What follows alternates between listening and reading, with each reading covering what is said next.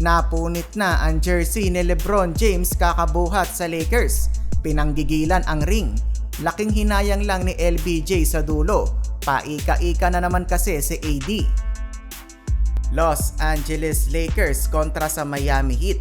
Starting 5 ng LA, D'Lo, Reeves, LeBron, AD at ang nagbabalik sa lineup na si Taurean Prince. Para naman sa Miami si Lowry, Hero, Butler, Highsmith at Adebayo. Opening period, nagpalitan ng 3 si Jimmy Butler at Austin Reeves. Maganda ang panimula para kay D'Lo na maalat mga idol last game.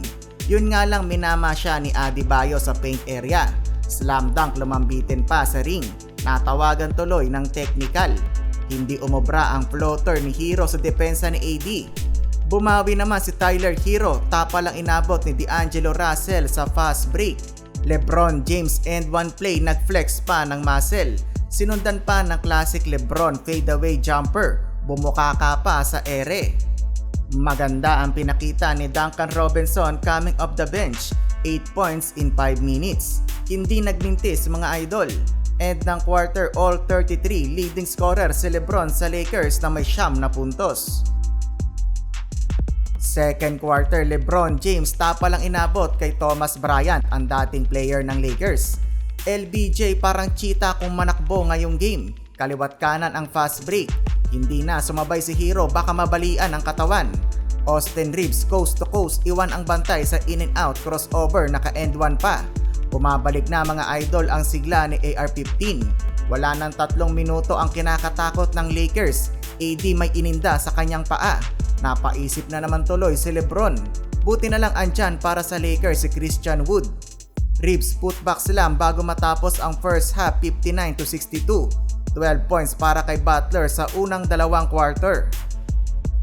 Entering third quarter, sububok pa maglaro si AD ngunit meron talaga siyang iniinda kaya't bumalik na naman sa locker room. Eto walang iniinda, LeBron breakaway slam, nakitalon pa si D'Lo.